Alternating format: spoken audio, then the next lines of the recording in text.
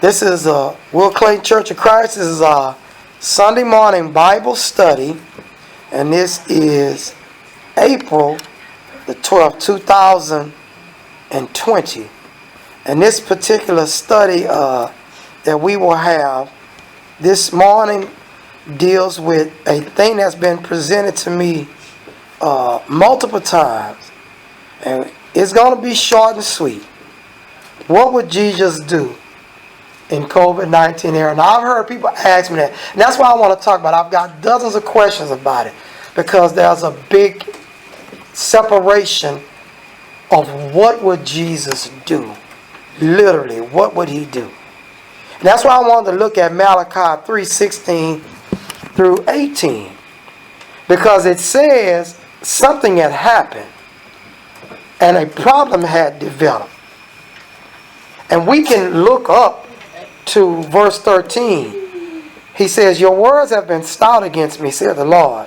Yeah, ye say, what have we spoken so much against thee?" This is very important, my brethren. You have said it is vain to serve God. And what profit is it that we have kept his ordinance? Now, it's important that we deal with the word ordinance. Now, the word ordinance is a very simple word. We say, well, why are you talking about? Well, because men have twisted its meaning and what it entails.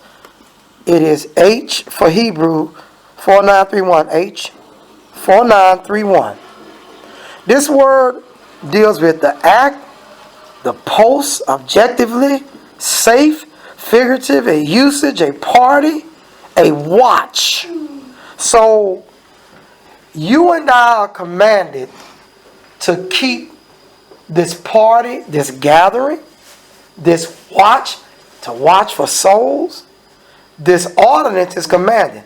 Now, they'll say almost anything we say today is against context. That's just a ace card that weak men and people who are afraid play. But this is an important word, because this is post-Exodus from Egypt. This is post-scattering of the saints back in the Old Testament days. This is post all those things. And Malachi is speaking, telling Israel, it's a reason things going bad for y'all. And they have been thinking these things in their heart. Malachi hasn't seen all these things. These are some things God has told them, because that's why they're telling him, how you know how we thinking? We didn't say nothing to you. So he says, you have said in your heart, it's vain to serve God. And what profit is it that we have kept his heart? So people are saying, when they wait, should I go to church? And I'm mainly telling you about the leaders, because I'm preaching to the choir, like people used to say. You here, and many have gathered. But those men that lock the doors, we can't just let them go to hell. So we've taken and inserted our regular methods, encouragement to them too.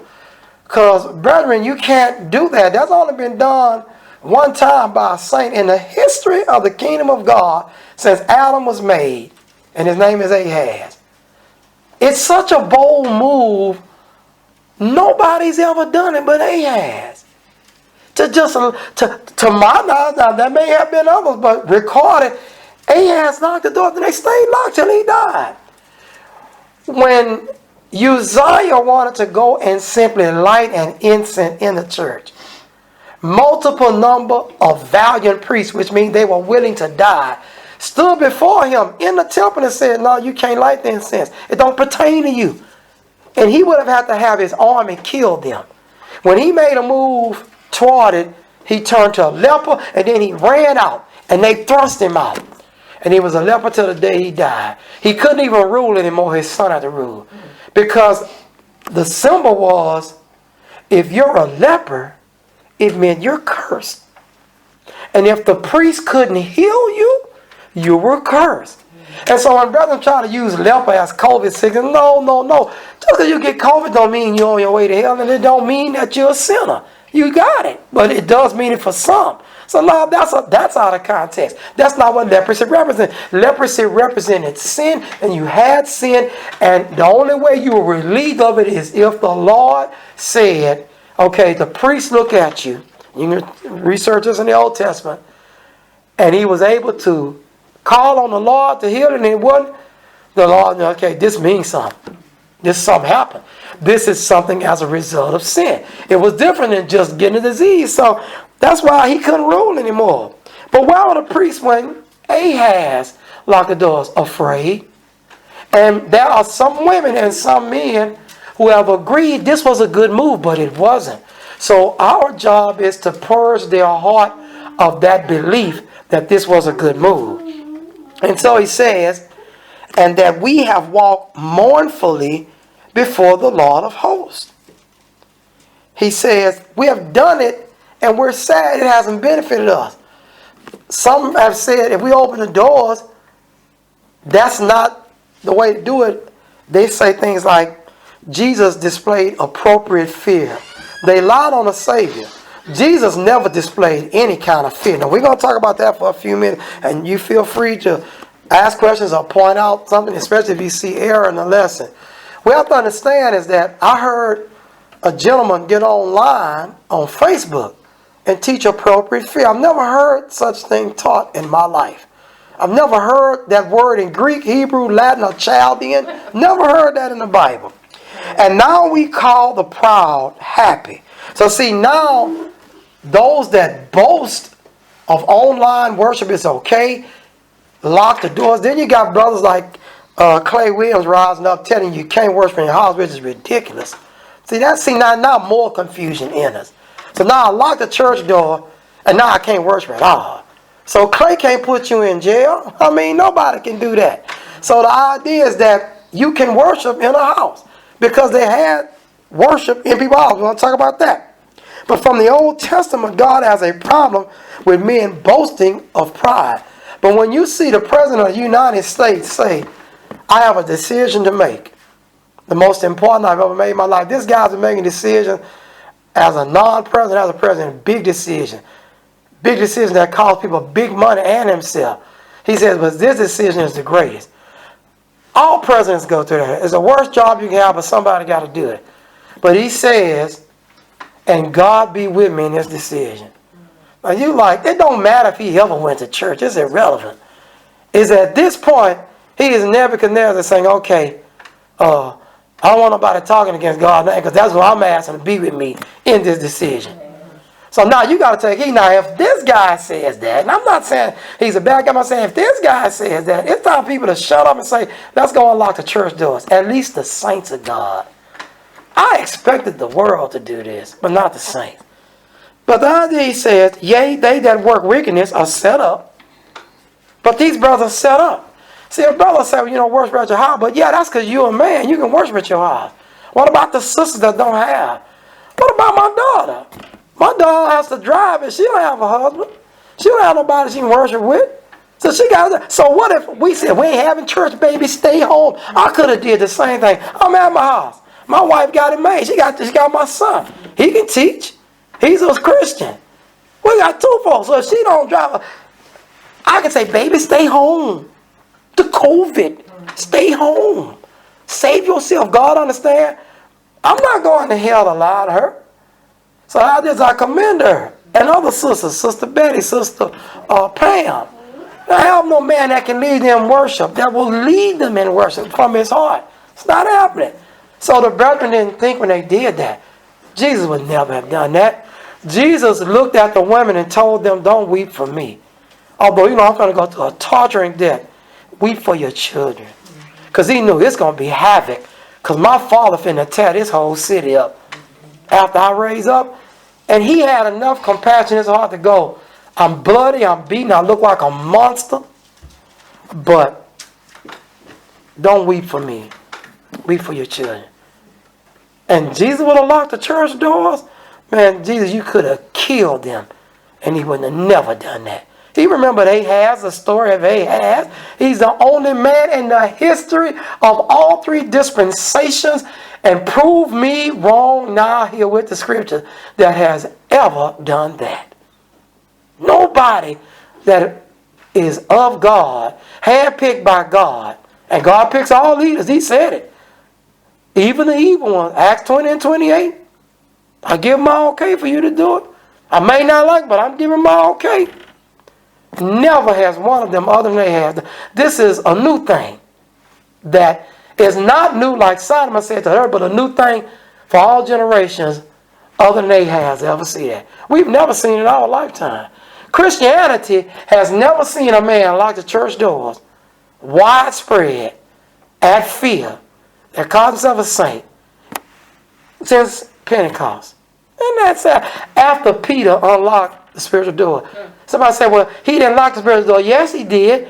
What if I want to get baptized? I know you worshiping at your house. Who told me that? You can bring it back. I'm too scared to come out. But if I had seen the righteous open the doors, I might have had courage. Amen. You know, when a war started, the first thing the Lord said when he first began sending out the saints to fight, ask who's afraid, go home. No, brethren, you can't stop men from locking the door. They control the money. They got the name on the building. They got the power. That's all right, though. You control your own soul by worshiping. Now, let's go into some more thoughts. They that tempt God are even delivered. That's what the thought is. They that test God. They had some governors rise up. Some powerful men. Oh, boy, they had faces of stone. They rose up. No gatherings. And he think because he doesn't get the disease and die that he not going to die lost. Oh, yeah. My judgment won't do it, but God's will. It will put you in hell. The governor of Florida has embarrassed the police department and the mayor of the city that arrested this guy who really is a false teacher. But he at least had enough strength to go to church. And they already arrested him, and then the governor embarrassed the whole city and the policeman by passing a decree. Worship in church is an essential work. Amen. He signed it. Somebody going to get sued now. But it's not going to be the governor, because he's going to say, I never told y'all couldn't go to church. See, the governor's smart. They know how to stay out of the problem. They know how not. That's why they got money. They know how not to get sued. Presidents are smart too. Tony Perkins, the speaker for the White House on religious and family issues, said to the Baton Rouge preacher, who is also a false teacher, but at least he went to church, he said to him, quote from Washington Post, "We don't want you to close the doors. How can we help you?" I think that's enough said. But the same governors that told blacks they couldn't go to school in Arkansas and fought against the president then are fighting against the president now and saying, "No, y'all not going to church." And our brethren, listen. They were not willing to get beaten, but they would have gotten beaten to go vote. A vote that really don't even count. They want to send their kids to school, but they won't send their children to church. What kind of leader will not send his children to church, but will send his children to school? Isn't that amazing? With the note that he could, one of those kids could have got shot in Arkansas. All they would have did is put him in jail. Could have shot him with a bullet. They had guns. Everybody had a gun on that day.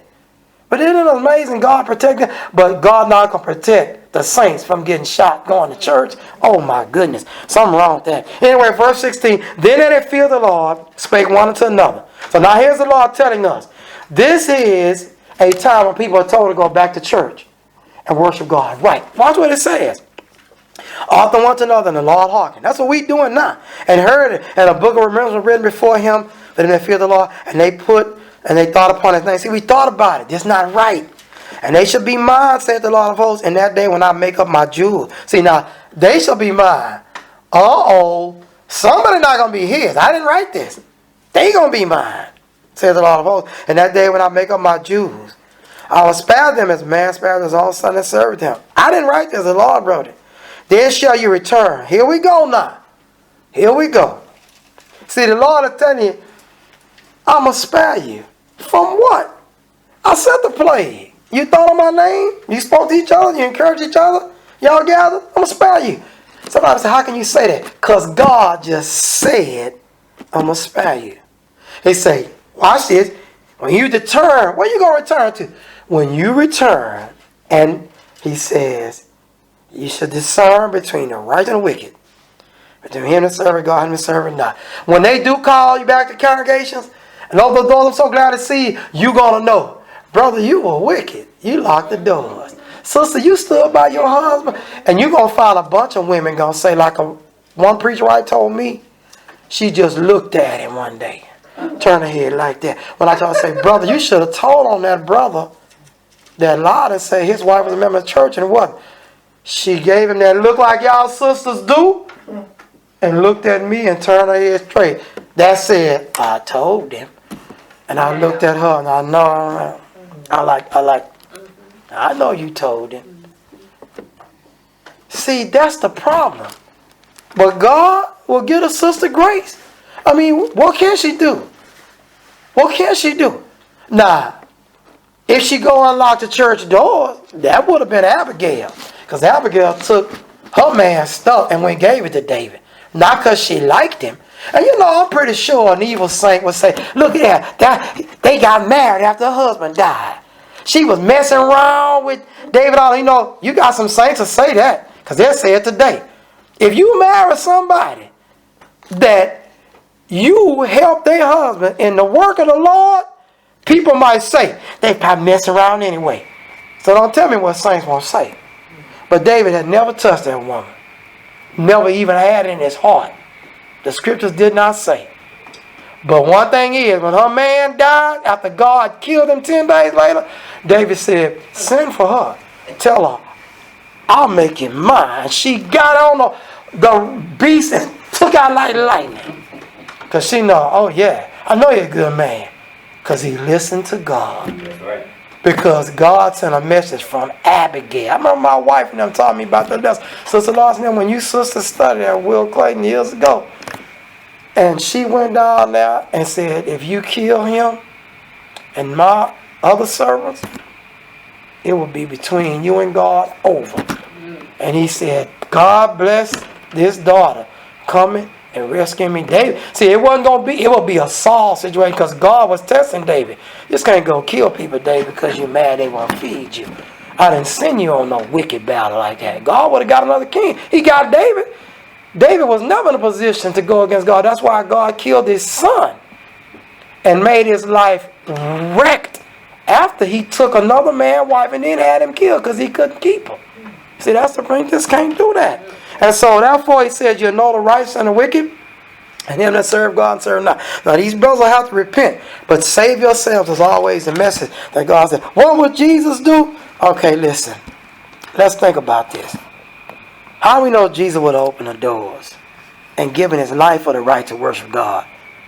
He gave the apostles keys on Pentecost. As we wrap this up, the spiritual doors have never been shut since. However, access to the doors can be shut by a mere man. Oh yeah, like you and me. If you listen to their lies saying they have a right to close the doors of access. The same keys are given to all saints. Look at Luke 11:52. Anybody have any questions or comments? Feel free to speak. This is an open Bible class, men or women. 11:52. Woe unto you lawyers, for you have taken away the key to knowledge. See, I told you there's a key. You can take away the information. See, the Pharisees didn't lock the physical door because they made themselves look good, but they locked it spiritually. And some of these because they blocked the door spiritually. And they wouldn't go in. And they wouldn't let others in. This is what he's talking about. You enter not in yourselves. And he told these lawyers that. And them that were entering in, you hindered. So you got the key. See, somebody says, well, what were the keys that he gave Peter? You know, it's always easy to figure out if we just read Matthew 16:18. He said, I will give you the keys to the kingdom. Let's go to that and read. Matthew 16:18. It says, I said to you that you are Peter, and upon this rock I will build my church, and the gates of hell shall not prevail against it. Verse 19, and I will give unto thee the keys of the kingdom of heaven. And whatsoever thou shalt bind on earth shall be bound in heaven. Whatsoever thou shalt loose on earth shall be loose in heaven. Why would Jesus give the keys to open it and then tell him lock it? That's ridiculous. It's already locked right now because no man knows how to get in. So when he opens it, Jesus says, I got the keys. I got the keys. He says in Revelation, I got the keys. He didn't say, I gave him the keys to lock it up. I got the keys. I control it. But bad information. Because what is the key? Knowledge. So when you hear the gospel preached, those are the keys, because it's more than just one thing. But it is called the key of knowledge because it is how you can access. Christ says, I'm the door, and doors are locked. And you have to have a key to get in. Look at Matthew 18. Ozan, he didn't give it to all of us. Yes, he did. Matthew 18:15 is how you kill false doctrine. Moreover, if thy brother shall trespass against thee, go and tell him his fault between thee and him alone. If he shall hear thee, that's gain thy brother. Now, brothers, oh, that's out of context. This talks about church discipline. Let me tell you something. When the Lord says that you can tell the weather by the clouds, but you cannot tell that the kingdom of heaven is at hand, does that make null and void if I say you can tell the weather by the cloud? That is how, don't you know that's how every weatherman tells the weather? He looks and watches clouds. That white stuff on the radar is clouds. If there's no clouds, you know what he says? It's a clear day because there's no clouds. He says, oh, there's some clouds here, but they're not rain clouds. Oh, these clouds are going against each other. That's tornado type cloud. He's watching. If God removed clouds, we'll all die. They wouldn't know what to say. You'd just be standing outside one day and it's bright and a storm just hit from nowhere and you all die. Clouds are what you tell. So if I say we can tell by the clouds, that's doctrinal. That was the Lord say. He said, you can look at clouds and tell the weather. He said, you hypocrites. He said, you look at the same clouds, if it's morning or evening, if it's red, if it's glory. He said, you can judge weather. He said, but you can't judge the time. He said, you're a hypocrite. Why? Because you know who I am. And you know I'm telling you the truth. You can't call a man a hypocrite unless he has some knowledge and he's saying, I don't know about that.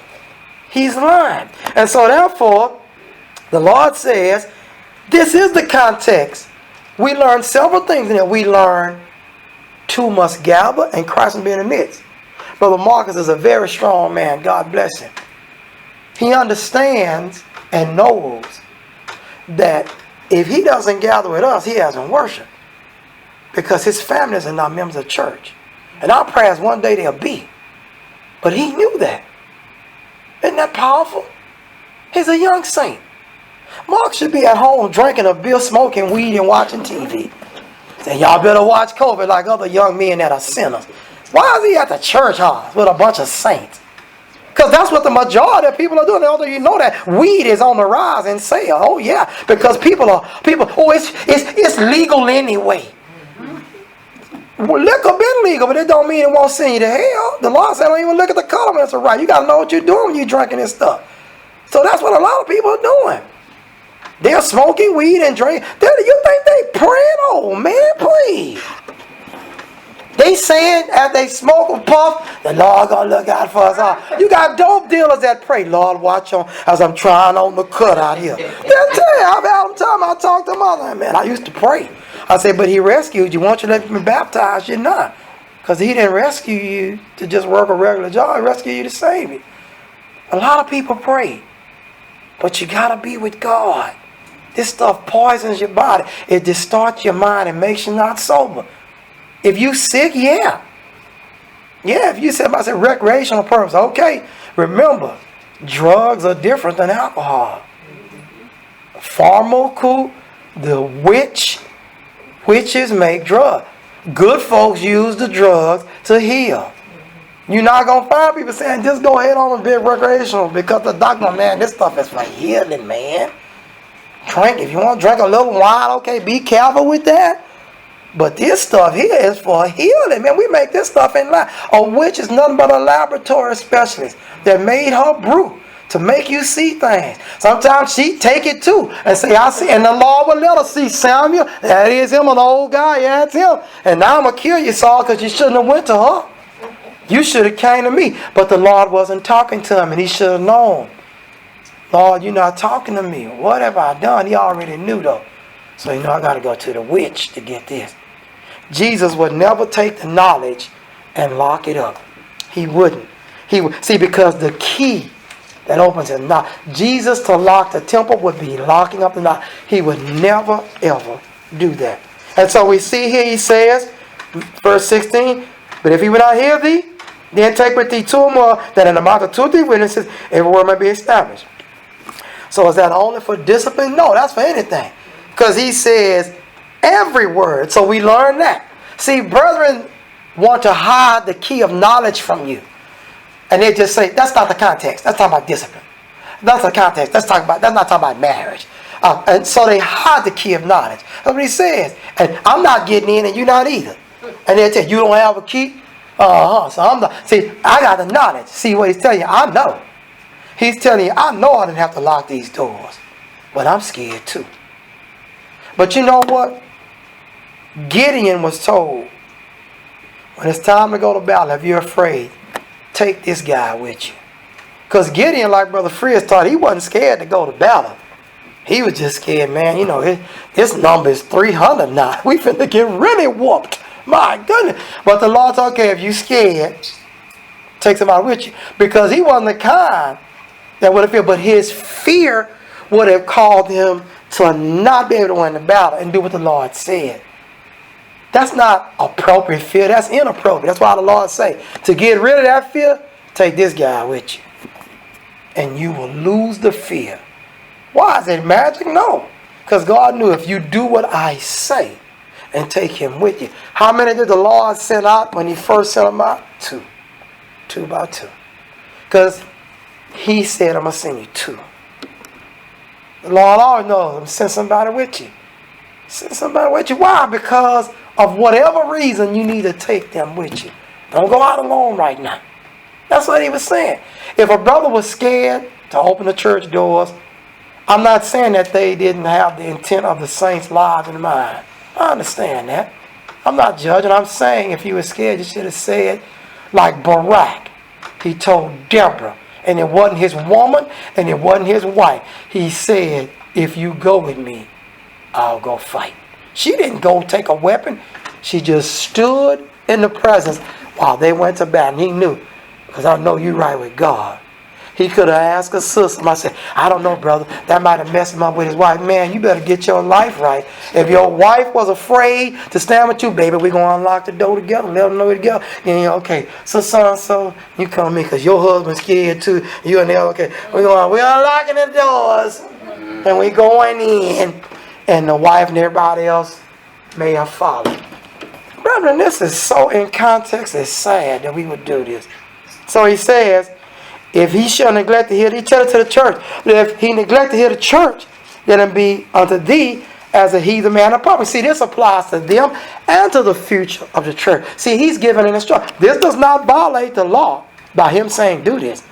Because at the mouth of 2 or 3 witnesses, the Lord will destroy anyone that died under Moses' law that was not right, that didn't agree.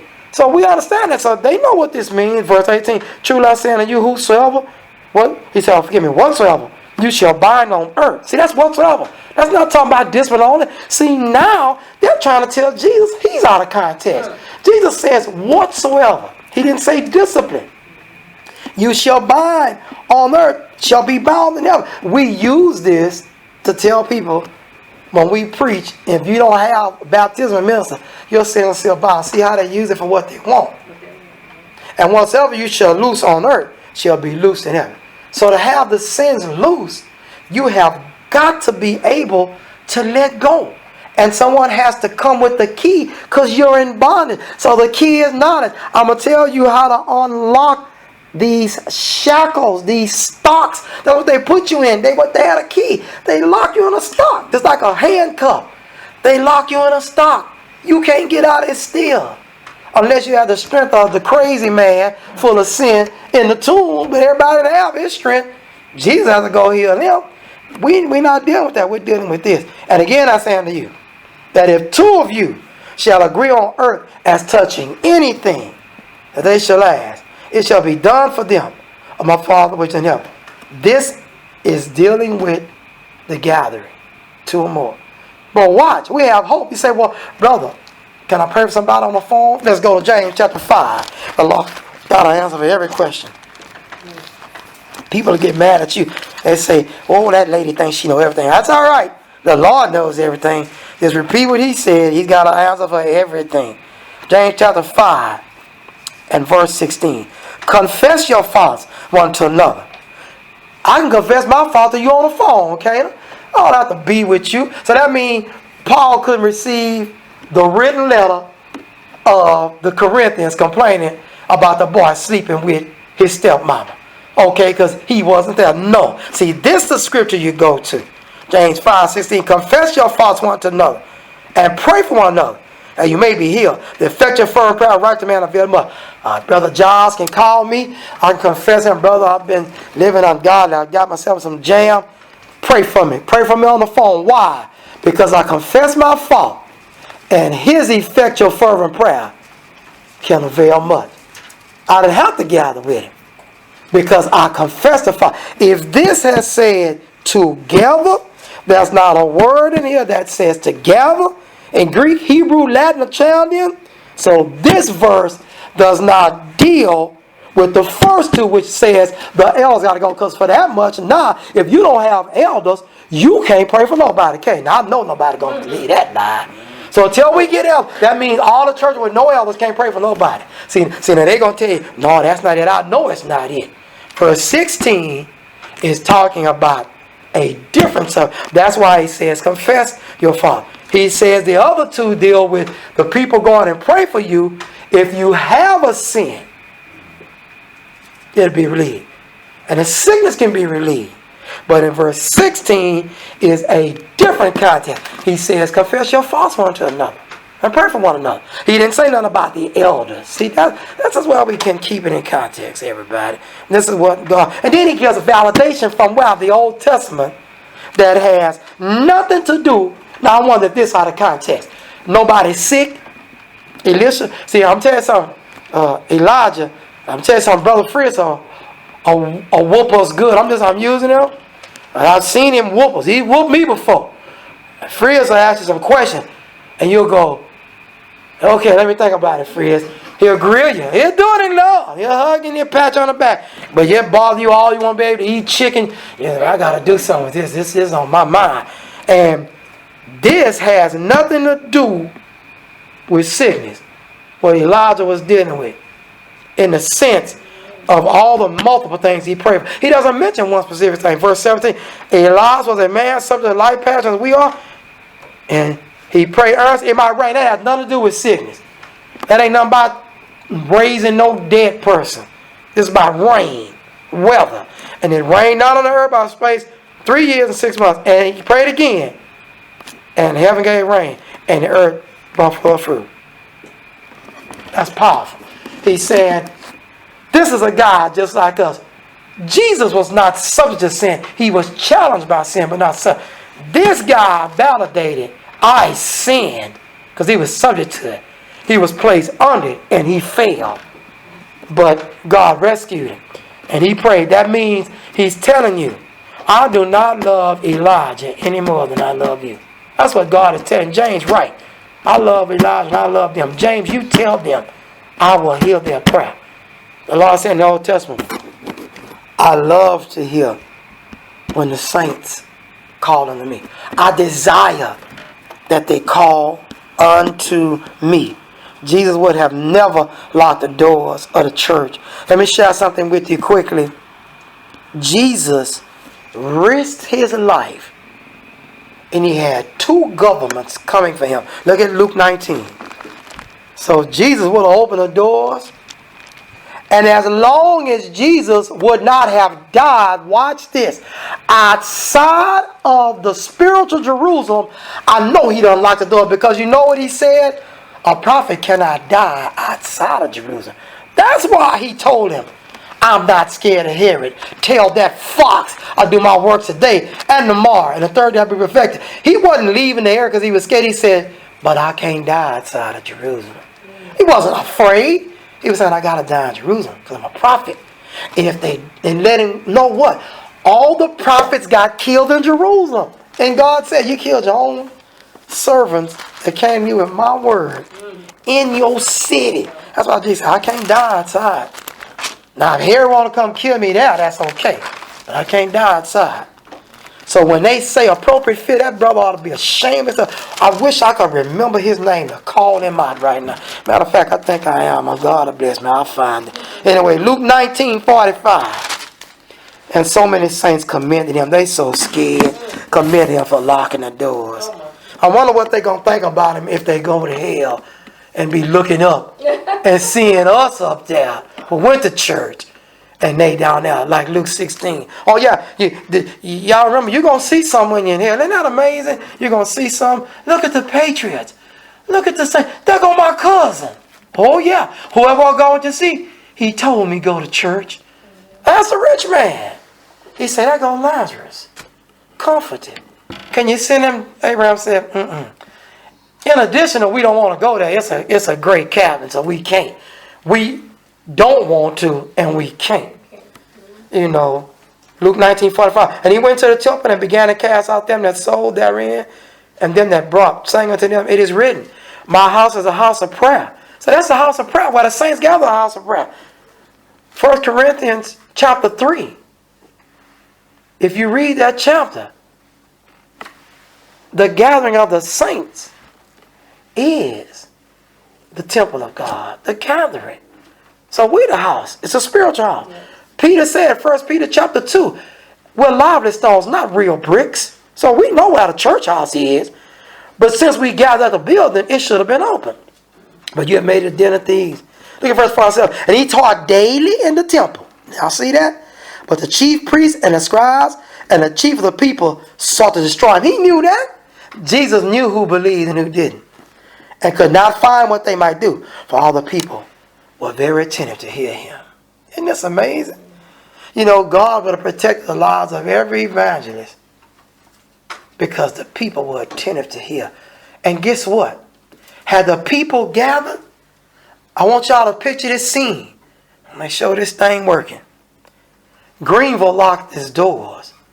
You know how many people go to Greenville? Hundreds. Can you imagine Dallas police trying to arrest hundreds of people? Brother Frias woke me up as I was in tune with God, but he woke me up when he pointed to Lowe's off of I-10, off the Beltway, forgive me. He said, they didn't arrest Lowe's, man. It was cars as far as the eye could see. And there's no other building there other than Lowe's. I'm talking about far as my eyes could see. So it looks like I could see a cars, Frias. You couldn't arrest them people. Yeah, they got a line 6 feet when you get to the register. But everybody, I had a man talking to me with a mask on. I was a foot firm. He said, yeah, that's the right part. He's an old guy. He's a nice guy. He always tell me what part to get when I fix the plumbing. He said, that's the part. He laughed. We laughed. I said, I thought you was talking to a customer. He said, yeah, I'm trying to make him wait on y'all. You just had a good. But didn't nobody arrest me. I didn't see no policeman walking through there. 6 feet. Nobody said nothing. Nothing. Isn't that amazing? And I'm not talking about nobody. I pray for every soul on the earth. And I know you have to, and God has heard. Even the heathens that said lock the doors. Even the governors that said, I pray God spare them that they can have time to talk to a saint before they die. Yeah. But look what he said. He wasn't afraid. You can't arrest. How can a little police force arrest all the churches of Christ? Yeah. But you know what? We didn't put them to the test, some of us. Isn't that something? God help us. One brother told me the elders locked the church doors. Went against me. He said, I went and found a building. And I told all of the church, y'all can come worship with us. He said, the guy let me out of the building for free. Big warehouse. I said, our elder had worship at his house. Ouch. He said, what? I said, man, yeah. He said, but my elders locked the doors. I said, yeah, that's why I'm worship at the place I do. I'm on the men that love God. So he said, boy, he was gonna lock it. He was gonna agree with it. And he said, man, I just couldn't after you told me that stuff on the text.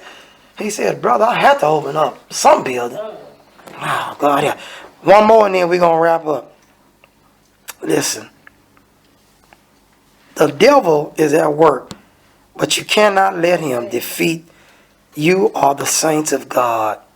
You must rise up and trust the Lord that he is right. Jesus preached daily knowing the Roman government was tired of hearing him. They knew they were jealous, but they heard that message. That's a God saying he's the king. And if he say who he is, he's the king of your king Caesar. They have to remind Pilate. Hey man, any other king? Did you forget y'all law? Caesar's the only king. Pilate said, okay, well, I got to make a move now. Because this is going to get back to Rome. Pilate got another dude that's saying he your king. Because see, Pilate knew I'm under Caesar. But that message to get back, Pilate said he got another guy he's under. See, Herod is called King Herod, but Herod is under Caesar. Just like we got a governor. Many of these governors are going against the president because you got to remember what you're dealing with. This is called the United States. You have to understand what you're dealing with, saints. We are united. But do you know every governor has his own police force called the National Guard? They do not work for the government of the U.S. They work for him. I hope y'all know that. Every National Guard works for that governor. That's why Orville Forbes called him out and said, listen, Mayor, you with me? I'm with you. Because I'm sending some troops down there to help you. Just in case these black folks try to go to school. Because your police force don't have. He brought military weapons. So the president of the U.S. sent the U.S. Army and fixed their bayonets. I'm telling you what I know. Pull it up. And got the order, like you used to give us orders. Fix bayonets. Forward march. And then you got to move because I'm going to stab you. And if you don't move, I got my finger on the trigger. I will blow you away. Because the Supreme Court has said in a private meeting amongst themselves, they can go to school there. So yeah, you had a lot of governors going against the president. And my job as a truthful speaker is to speak truth. Herod cut off John's head because his wife got mad. Because she's the ex-wife of Herod's brother. And none of them are under the law of Moses. By their own exception. But God got them under the law of Moses. John the Baptist said, it's not lawful for you to have your brother's wife. That's not a Roman law, never have been. That's the law of God. God said, I'm the God of the earth. He said, Gentiles fear me. He said, why? Because when I send storms on them, they start hollering my name.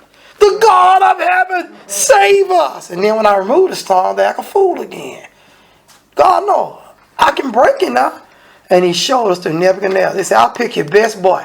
Nebuchadnezzar, as we wrap up here, is the golden head. Gold is the top mineral. Gold has cost men their lives.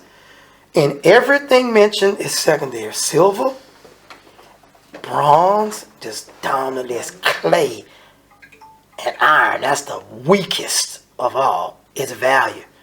So God took the number one head, the golden. That anything he wanted, if he didn't want your land, he didn't bother you. But you wasn't running nothing but your mouth. Wherever he wanted.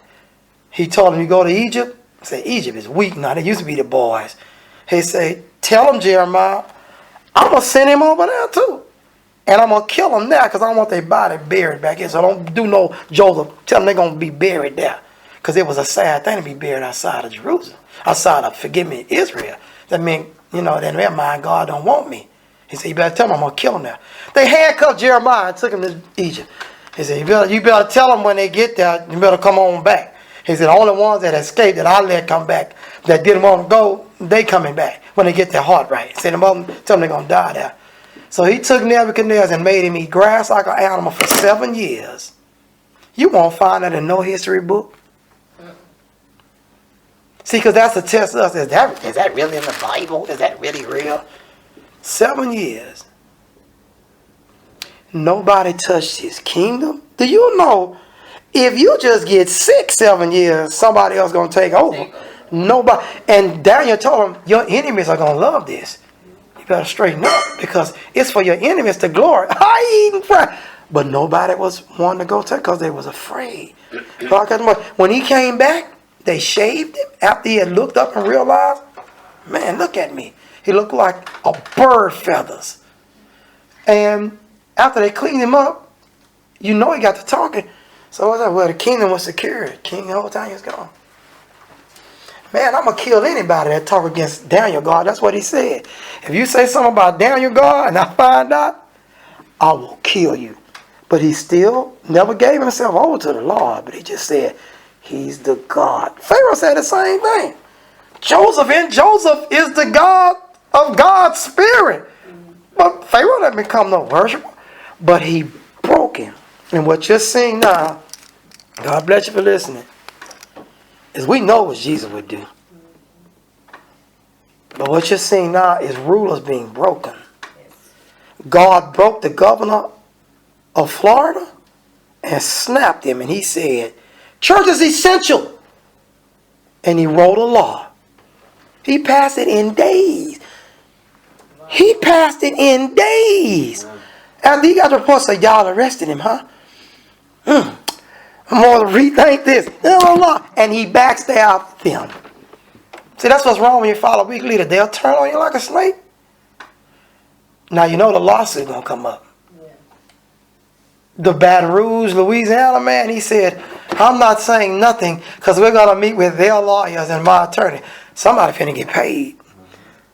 Because we can't win this in court. A guy came on TV this morning, final thought. He's a lawyer, and he was at his house with his filming, from his cell phone. He said, it's going to be difficult to enact this law about them going to church even on Easter. They have a hard time putting this one off. He tried to warn them. See, but some men, like Pharaoh, 10 plays before he gave up.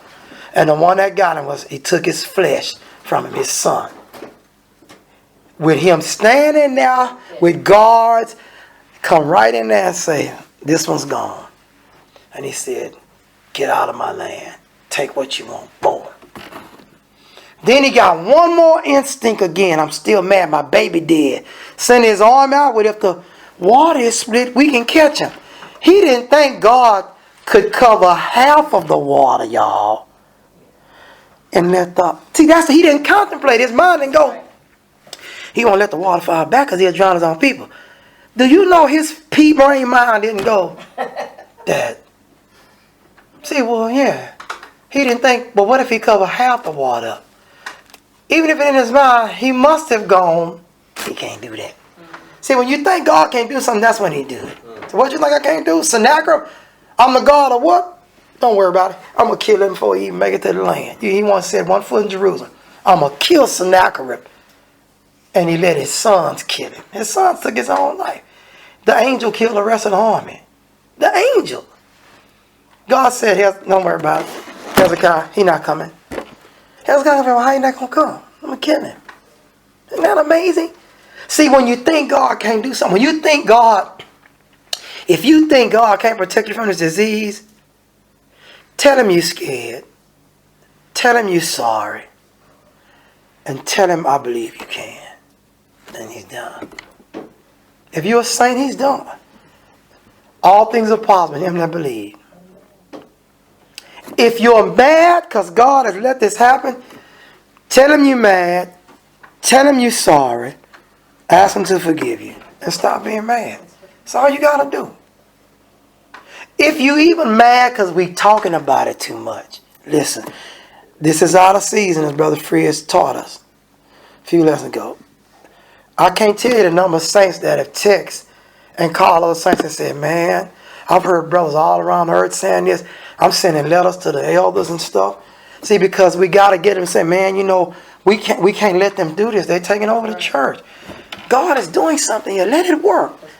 Let him work. He's not mad at the righteous. Just let him work. He said, watch me punish the wicked. Zechariah. He said, but make sure you come to Jerusalem.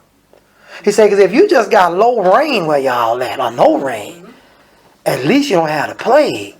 But Zechariah say, if you don't come to church, I'm going to send the plague to you. Do you know, brethren say that's out of context. I don't know what they think this thing is. But I know it ain't just no flu, it's a plague. And let me share something with you, I'm done. You say, Ozan, you didn't say that before, but I got to share this with you. Forgive me, I got to share this with you. We still in good time. We way short of what we normally do. Look, I got a brother that preach in St. Croix. cut the lights off on him. He couldn't worship in his building. So he went to his house and they had church. He said his daughter works in New York. She's a nurse. She works with infants. She said, Daddy, it's real. She said, bodies are coming out of the hospital. She said, I've never seen nothing like this in my life. She said, oh, it's real. She's a member of the church. Because he laughed, oh, it's real, Brother Ozan. He said, it's real. He said, because my daughter worked there. She said, this is unbelievable. She said, you got to see it to believe it. Nobody has seen this many people die. These are numbers that you don't even see in military maneuvers. 600-700 people. Man, when you got 600-700 soldiers getting killed, they start sending bombs out there and bombing up cities to prevent more onslaught from the enemy. You might have 18 or 20 dying. They mad about that. Not no 2, 3, 4, 600 a day. They gonna send some jets flying over. Telling you it's coming down hot. Y'all stay where y'all at. They gonna bomb some stuff up. They say we gonna take care of this arm, and then y'all move far. You don't let people die, but you can't stop it. That's why they told you it's a war. This is a war, y'all. But the saints of God are soldiers. And we fight wars like this all the time. Personal and group. And God has protected us only because we believe. Brother Frias, thank you for some thought, and we'll wrap up. Thank you for your patience. Yeah, I just want to mention that, the plagues, when it comes to punishment, and you were mentioning context, if God wants to punish, we know in the Old Testament, it mentions different punishments that God inflicted. But, concerning today, if God wants to execute a punishment, you can't say, well, that was just in the old, he's not going to punish us today in this way or that way. God chooses which way he punishes. So from the Old Testament, we learn his mercy, the faith that they had. But the division has to happen where there's commandments, the ordinances that the Levites did. That's what is not in the New. That's what we don't have in the New Testament.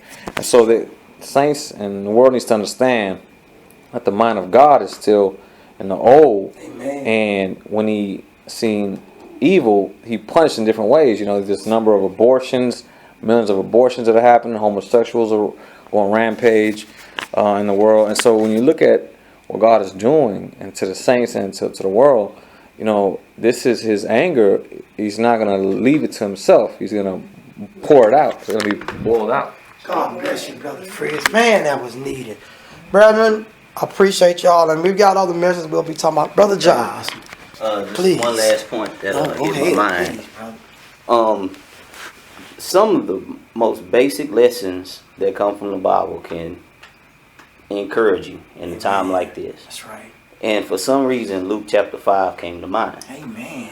And so what hit my mind was when you just do what the Lord tell you to do. That's right. And so you think about how the Lord told the men to get into the ship. Mm-hmm. And they went out to the ship. Christ ministered into them. Mm-hmm. But when you see the command being given in Luke chapter 5 verse 4, mm-hmm. he says, launch out into the deep, mm-hmm. and let down your nets for a draught.